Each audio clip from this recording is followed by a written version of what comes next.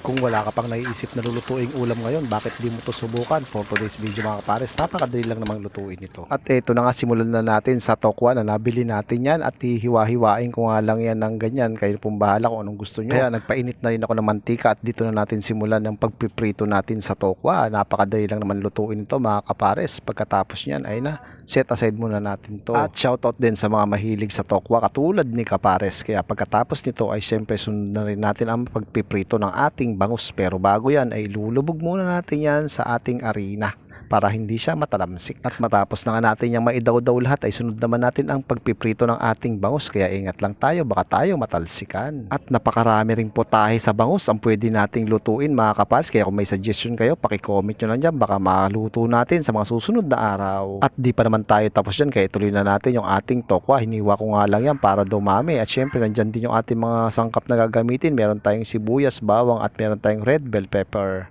At sa aming mga patuloy na sumusuporta sa aming channel, sa mga bagong followers po namin, welcome po kayo dito. At sa mga nag-share po ng aming mga video, maraming salamat po sa inyong suporta. At sunod na nga nating hiwain yung ating mga aromatics, yung sibuyas natin, meron din tayong bawang. Nahiwa ko na nga yung bell pepper at maglalagay nga rin pala tayo dyan ng tausi. Kaya tawag nga sa lulutuin natin yan ay bangus with tokwa na may tausi. Kaya eto, sunod naman natin gawin ay ang ating sauce. Kaya sa bowl ay hahanda na natin yung ating oyster sauce. Naglagay nga lang ako dyan ng 2 sachet. At maglalagay din tayo dyan ng 2 kutsarang toyo mo. At syempre samahan din natin yan ng 1 cup na tubig. Nasa inyo na po kung gusto nyo mas maraming sabaw. At hinalo-halo ko nga lang yan ng ganyan na pagkatapos sa kawali ay simulan ko na maggisa ng ating sibuyas. Pagkatapos nyan lumabas yung aroma ay lagay na rin natin yung ating bawang at tuloy-tuloy lang natin ang paggigisa. Pagkatapos ito ay susunod naman natin ilagay yung ating bell pepper. Tuloy-tuloy lang natin paghahalo hanggang lumabas yung kanyang aroma. At pagkatapos saka na natin ilagay yung ating ginawang sauce. At sinaid nga lang natin ng mabuti yan. Pagkatapos konting halo-halo lang yan, tatakpan natin yan hanggang sa kumulo. At makalipas nga ilang minuto ay kumukulo na, saka na natin ilagay yung ating pritong bangus. Saka naman natin isunod yung ating pritong tokwa. At mabilis na nga lang yung maluto kaya sunod naman natin ilagay yung ating tausi. Saka naman natin ilagyan yan ng pamintang wasak. At konting ayos-ayos na lang at konting halo-halo ay malapit na tong maluto mga kapares. Kaya tignan nyo naman, my goodness, nakaluto na naman tayo ng ating pananghalian, mga tayon mga kapares.